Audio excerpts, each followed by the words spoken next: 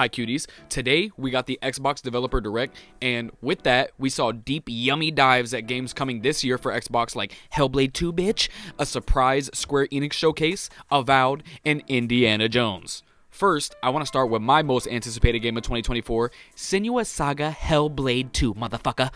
We got a deeper look at some of the game's combat, and even though I'm super excited, I'm not going to dick ride, I'm going to be super fair, it looked kind of exactly the same as the first, although the part where an enemy attacks Senua's neck and she throws him off, you can see the blood trickle down her neck. That was super fucking yummy.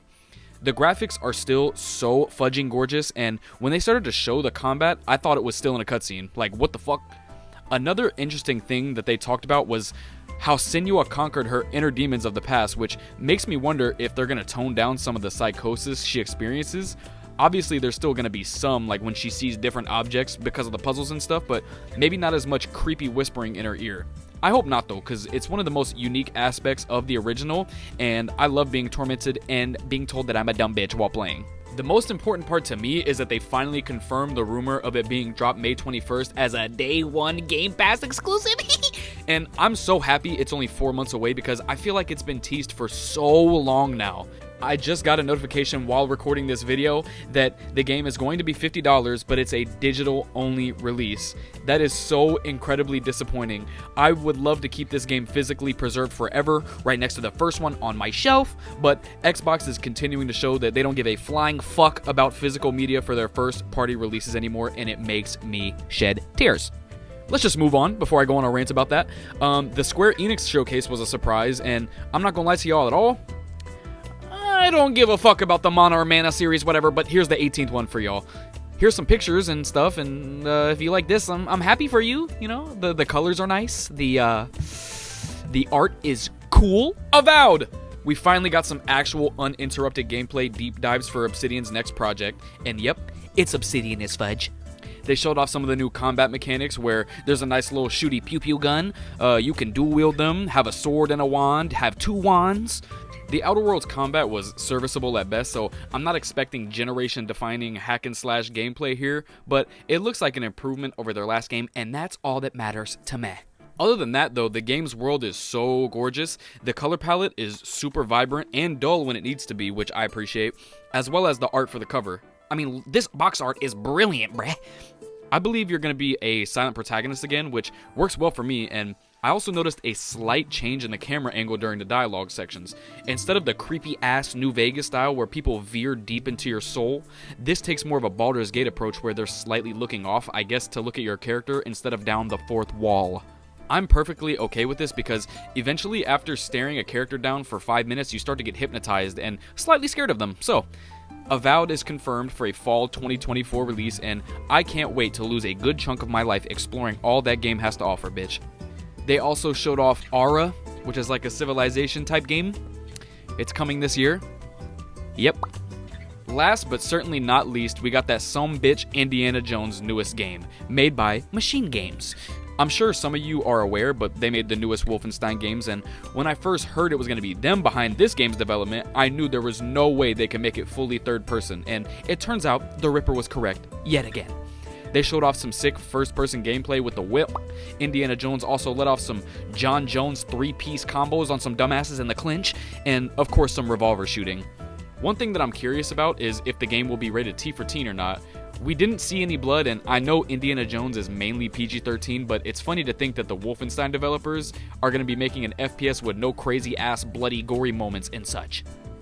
Todd Howard sounded super passionate when talking about working on this game as an executive producer, which got me a little more hype because I love that gremlin of a man. And yeah, I admit, I am not the biggest Indiana Jones fan. I haven't seen all the movies. Oh, Jack the Ripper, what the fuck, they're classics, bruh. I know, but I'm 22 years old, I'm not 48, so maybe the game will be fresh enough that it'll make me go back and do my research, okay? There's already discourse online about how the graphics look bad and Uncharted better, but bro, what are y'all even discussing? The first-person gameplay looks super smooth and beautiful, and knowing Machine Games' catalog, I bet it'll be 60 FPS, please. And also, if you're mad at it for being an FPS, you know there would have been the biggest outcry in the world if it was third person instead, because people would say, oh, Xbox had to take the Sony route and make a third-person action adventure. Like, damn, can these games just exist in harmony together? Please, what the fuck? So that was the Xbox Developer Direct. I'd give it a nice 6 or 7 out of 10, and it was pretty solid. All games had some great gameplay deep dives, and they're all releasing in 2024, which is a stark contrast from how Xbox used to show games off with 30-second CGI trailers, bitch. All in all, 2024 is looking to be decently busy for Xbox, which led me to start thinking about PlayStation. I did some Googles and some Bings and some Yahoos, and I realized that they really don't have a lot of first-party output this year, which is worrying after an already lackluster 2023.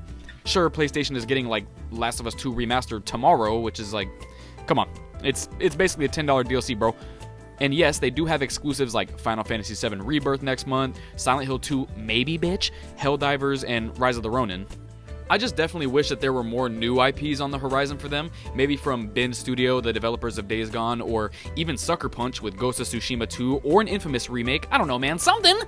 As a shill who purchased the $600 PlayStation VR 2, I'm especially worried because they are just dead silent when it comes to any first-party PSVR 2 games. We don't got no Last of Us VR, no Killzone even, which would be super cool, no Resistance VR, which would be even better, no Dick and Balls VR. Their last PlayStation showcase was disappointing as hell, and it was super highly anticipated, which is leading me to believe that they might just take this year off or something. I don't know, dude! Hopefully, they got Santa Monica cooking up something that's not God of War related. I think after Ragnarok wrapped up the Norse mythology timeline, they should try to cook up a new IP to let Kratos' balls breathe for a little bit. Don't get me wrong, 2024 overall is looking pretty good, especially February. I'm just concerned that PlayStation, specifically their first-party development cycles, are becoming too long to produce a few yummy games a year like they used to do during the late PS3 and PS4 cycles. For example, we know Naughty Dog just canceled their Last of Us Online, and I know they're working on a fantasy game, but that shit'll probably be a damn PlayStation 6 launch title at this point. Bluepoint has been allegedly making original content when they just need to remake Bloodborne already. What the fuck is the holdup, dude?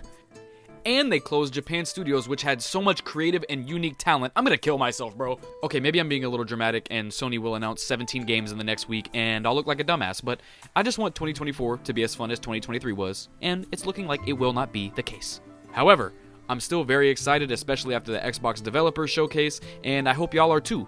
If you are, drop a stinky like, maybe fart on the sub button, and ring that bell. And that's it. I love you guys. Bye!